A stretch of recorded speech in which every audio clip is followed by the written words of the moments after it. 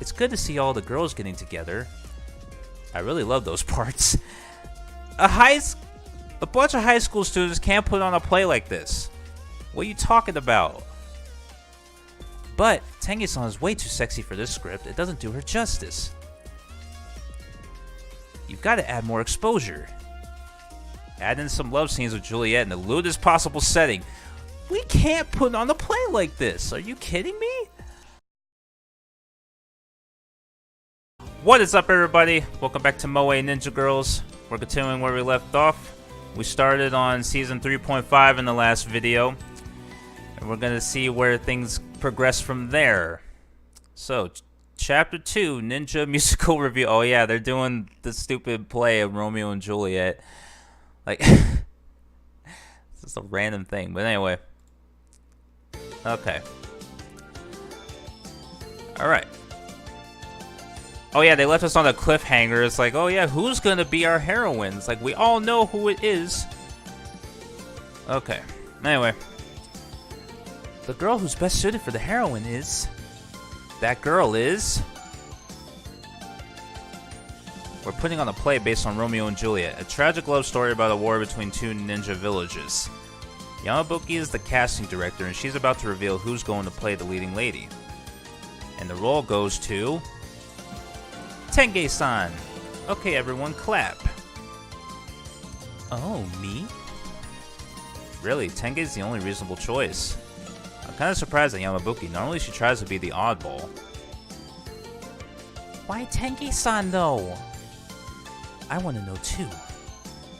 Enju sounds calm, but her words still carry an air of irritation. Well, naturally I picked Tengi-san partly for her acting and musical talents. But the heroine of this play is supposed to be a ninja village kunoichi. And the kunoichi has to be sexy. I thought about it, and Tengi-san leaves the rest of us in the dust when it comes to sexiness, so Tengi-san. Huh, yeah, I get that. She was thinking about the role requirements. If you look at the requirements for the role, Tengi really is the best choice. That does sound reasonable. Aw, you're making me blush. I was initiated into the way of the ninja at a ninja contest too, you know. Remember that certificate? But I can never be a Tengi-san. Congratulations, Tengi-san. Thank you, Bacardi. Lost to Tengi again.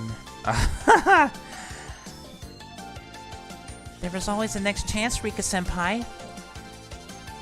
It looks like the other girls have accepted Tengi as the lead. So, Tengi-san is Juliet. Now, for Assistant Johnny. Alright. John begins scribbling on the board again. Romeo, Mitsuge, Juliet, Tengi. I'm Romeo, and Tengi is my Juliet. Doesn't quite feel real, even when I see it written down. Let's have fun together, Mitsuge. Yeah. Tengi turns her beautiful smile on me, and I momentarily forget how to speak. Alright, let's pick the other roles then. Okay. See, we all knew that was coming. I don't know why they were hyping that up so much. Building the suspense, but anyway. A few minutes later, wow, it's already dusk out. All the other roles were decided pretty quickly. This should be it then. Yamabuki writes all of the other roles and their actresses on the board, then claps her hands together. I guess that's it? So we all have our roles. What now? I suppose we should make a copy of the script for everyone. Good idea. We can borrow the copier in the teacher's room. Wait just 1 second. Yamabuki snatches the script out of my reach before I can touch it. Not yet. Here, what does this say? Script. What's written after it? Draft. Exactly, this is just a draft. It's not the final version. Really? I thought it was quite good. Yeah, it was. Why don't we just use that? What? Mitsuge, you fool! This is just an ordinary script. Is it not meant to be? It's not! I'm an artist. I'll never be satisfied producing something as ordinary as this. This script simply doesn't do justice to Tengi-san's sexiness. Oh no, someone must have pressed Yamabuki's master artist switch. She's back to being off the walls. Wait, calm down. So that means I've got to rewrite the script if I want to truly show off Tenke-san's alluring charm. Yamabuki heads for the window and lifts one leg up to the sill, then turns to look back at us. Wahaha! So without further ado, adieu. You can expect great things tomorrow. Yamabuki disappears out the window like an action hero, leaving us to stare after her in shock. Okay. So, what now? What now? Well, we don't have the script, so we can't really do anything. Let's just go home. Agreed. Casting done. So Tenke-san's the lead. Are you upset with me being your heroine? Tenke walks up to me and presses her body against mine, of course. Hang on. No, nothing like that. Alright then, Mitsuke. Or should I call you my Romeo? Okay. Tenke wraps her arms around mine and rubs her ample breast up and down my bicep. Now that I think about it, we're going to play lovers in this play, and we'll have to kiss.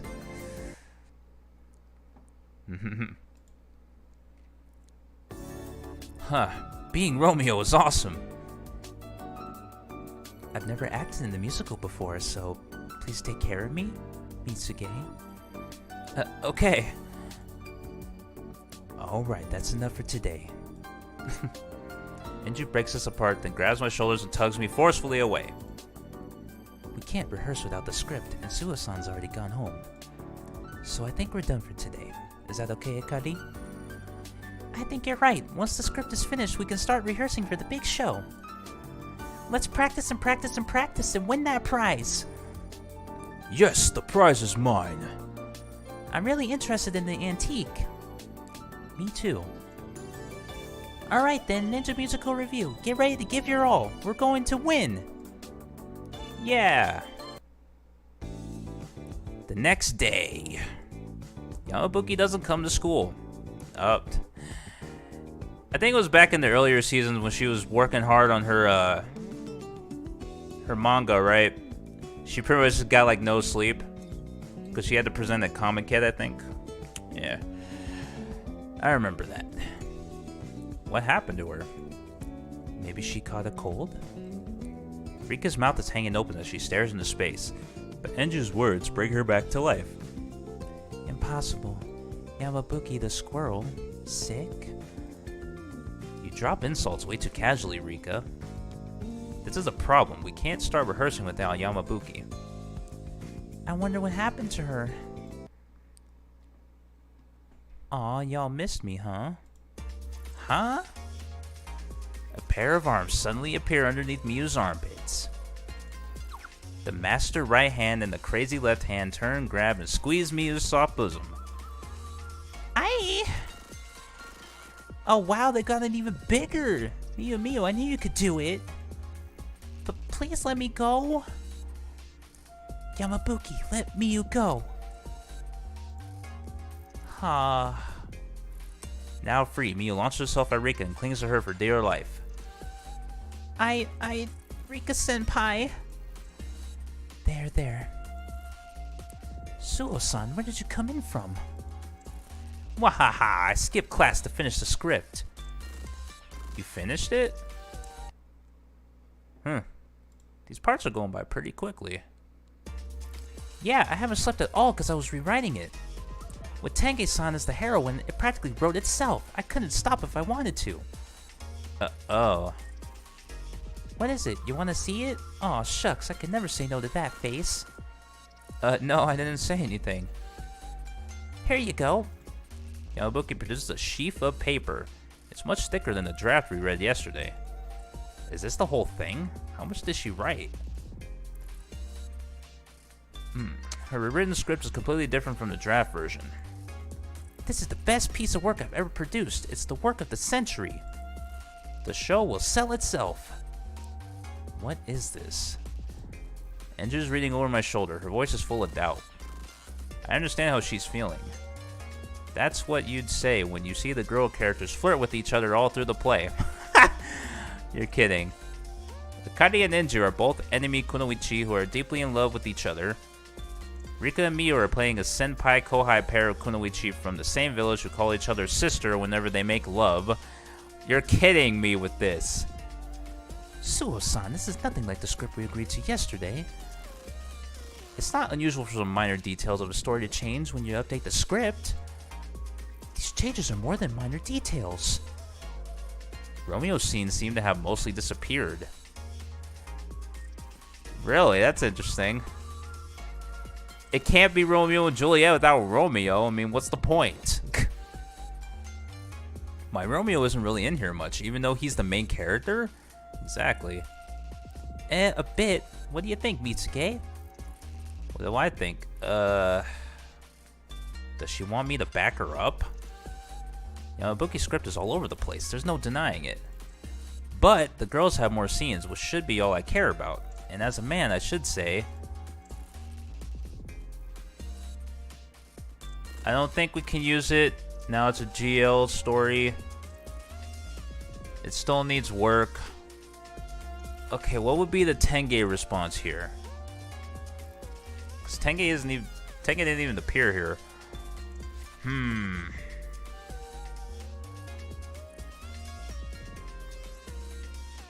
It still needs work. So that tells me that we're not completely against it. I don't think we can use it. That's probably...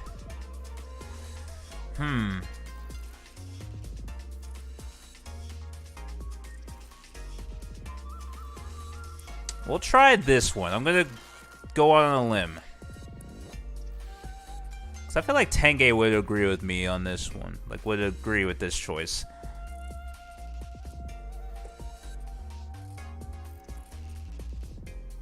Because, like I said, it's not Romeo and Juliet without Romeo. So, we're gonna try this one and see.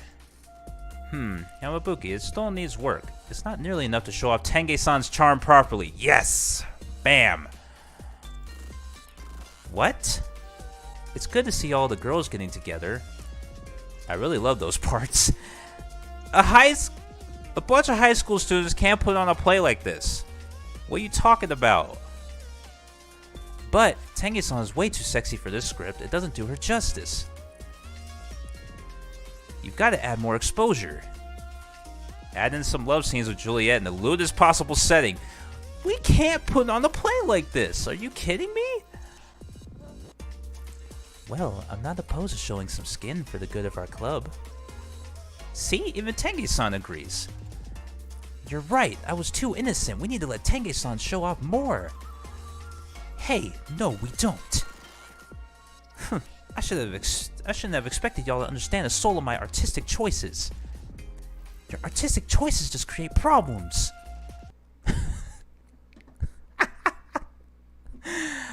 This is awesome.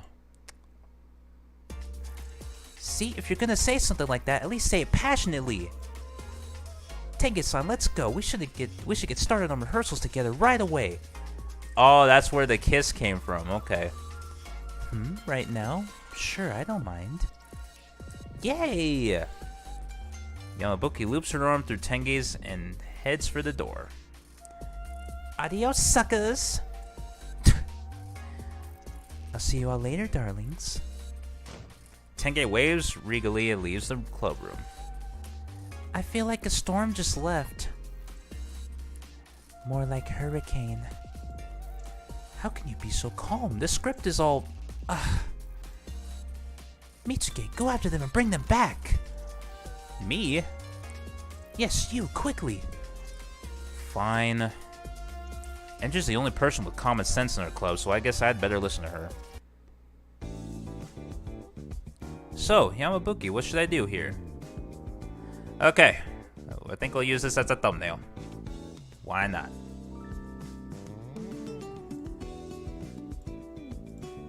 Okay, well, in this scene, Romeo and Juliet share a sad kiss.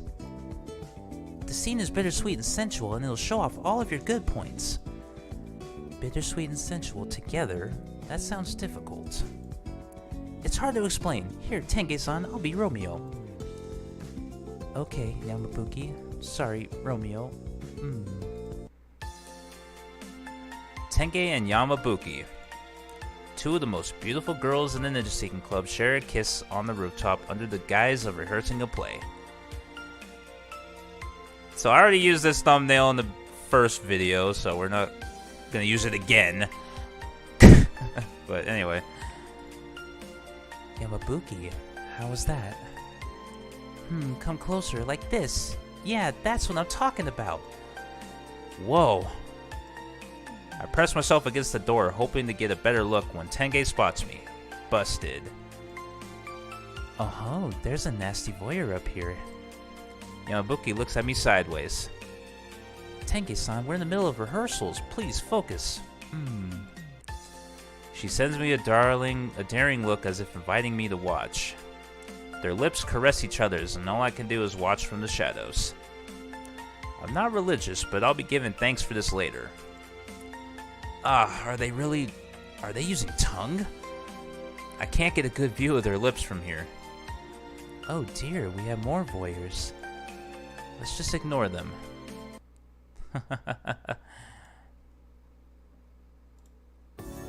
There's more. I slowly turn around. Whoa! Shh! They'll see us. He's right. If you wreck this, I'll hurt you. The teacher? What? Boys are squirming their way onto the small rooftop path behind me. There's at least 20, and it's not just students. I can see a few teachers watching. I can't say Mr. Kuzuryu too? If the most powerful person in our school is watching, then this situation is way beyond my control. Tenge and Yamabuki completely ignore the pathetic crowd of boys and get more and more into their roles. My dear Tenge-sama, Yamabuki, you're so cute. I heckle them quietly from the sidelines. Tenge-san, more pressure. That's it, Tenge-san, more pressure. Mwah. She must have heard me because Tenge suddenly ramps up the passion. Yamabuki responds with a noise unlike any I've ever heard before. Excellent work, Tenge-san. Now just tilt the angle a bit so that we can all get a good view. Wow. Ooh, my Tenge, you're so aggressive today. Tenge cups Yamabuki's cheeks in her hands and tilts their heads around. Whoa! The scene in front of me is making me feel like a kid at Christmas. I don't want to watch with the rest of these losers. I want to be right there with them. Just then... The roar of a bike engine sounds over the wind. The sound's coming from the school grounds, but we can't see anything from behind the door. What? There's a motorbike gang at the front gate. There are hundreds of them. Why? A sudden strike of clarity hits me. They're Tenge's fanboys. They started out at Miyazaki School as a secret fan army, but now they've grown to include bikers from other schools and have gone a bit extreme. How did they find out about this? Their spy network must be terrifying. All of us here on the rooftop are completely absorbed in the GL scene playing out before us. Why am I here? Okay, let's do it. Heaven is on the other side of this door, but here I am stuck with a bunch of guys. Damn it, at least let me over there. Huh? A chill suddenly runs up my spine. I spin around. Enju is standing before me, arms crossed and glaring. Why is she smiling, though?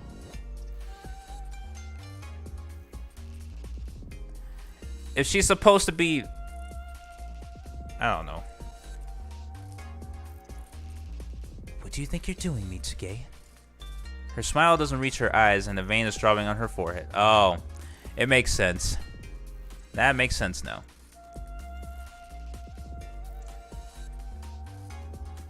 So she's trying to put on like a happy face, but then she's actually upset. She's like, what do you think you're doing, Mitsuge? This isn't good. Uh-oh, it's the scary student council chick. Run. I've got to get ready for class. Ha ha ha. See ya, kids. Everyone scatters like cockroaches in the light. If I want to survive, I got to make sure to catch this wave too. I've got to get to the club room. Where do you think you're going? A hand grabs the back of my collar. Mitsuke, I'm sure I told you to fetch Tenge and Suo-san back to the club room, right? I'm fairly certain I didn't ask you to spy on them. I wasn't. It certainly looked like you were. Yes, Mitsuke, you shouldn't spy on others. Hey, you were looking too, you old dweeb. I'd like to see all of you in my office later, please. Mr. Kuzuryu faces all of us in the Ninja Seeking Club and lets out a loud sigh. Do you know why I called you here? Well, yes. Oh my, Mr. Kuzuryu, we were only rehearsing for a play. If you're going to be putting on a play like that as a club activity, I'll have to ask you to tone it down a little. Exactly! A performance like that endangers the morals of the student body, and I don't want your club to stand out too much. Do you understand? Of course we do. Everything he's saying is true, and I can't see any way to wiggle out of it. Even Yamabuki is staying quiet. I can only think of one thing to say. I'm sorry, can I say something? What is it? This hurts, pains me. You were watching too, Mr. Kuzuryu. Huh. What is the Tenge choice here?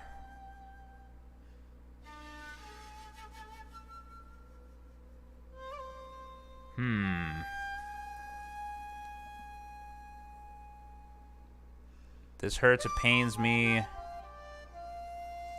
Let's try this one. We're gonna go for it. I doubt it's the right choice, but...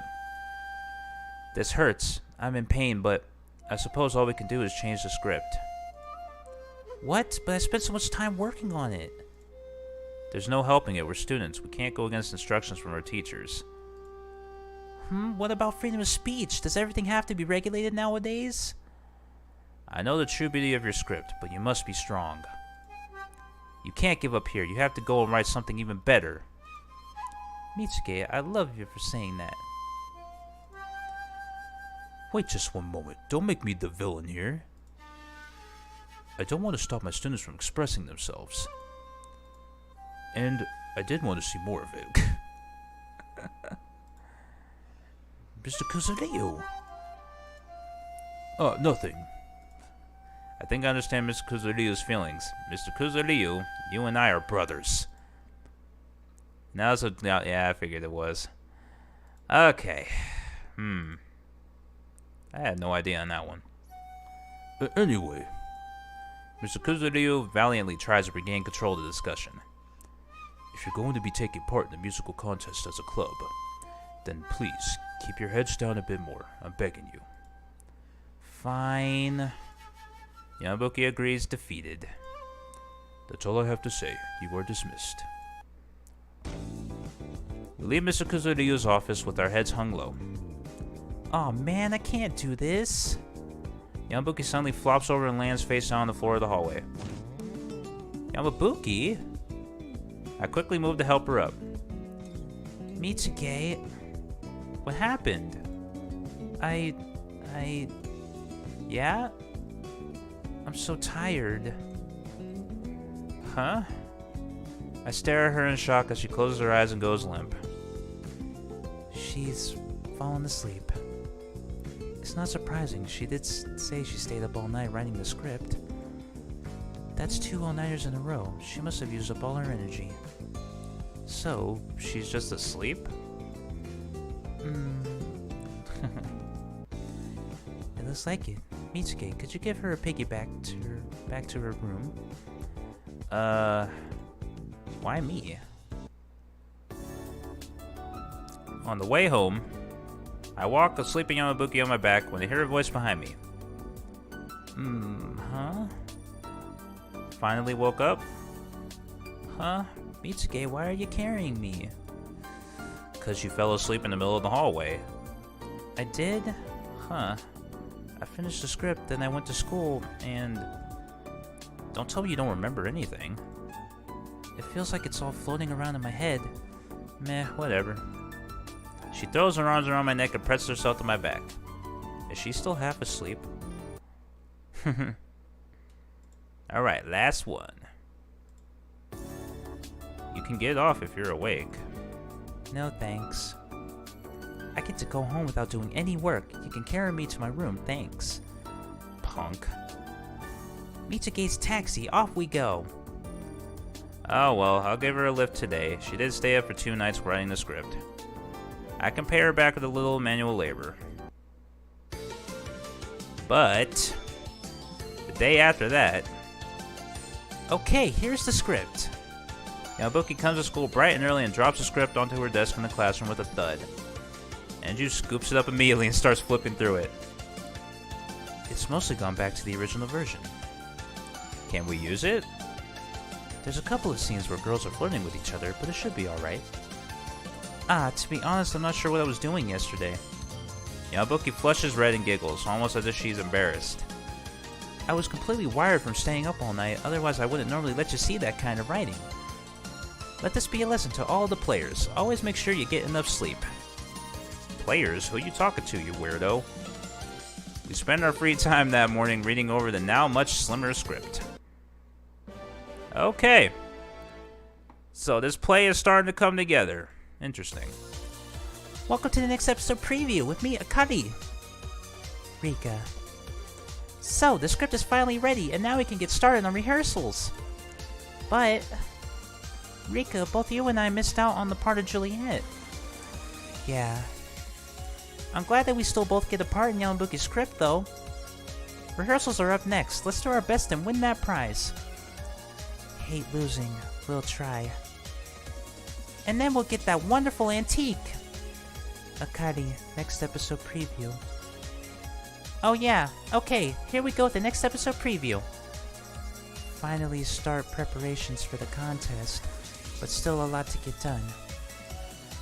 Readings, props, costumes, we've got a lot of work ahead of us. Yamabuki behind the scenes. We focus on acting.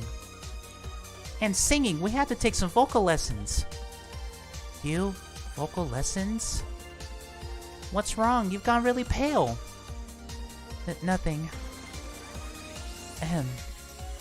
Rehearsals go smoothly, but Yamabuki and Mitsuge go shopping to make costumes.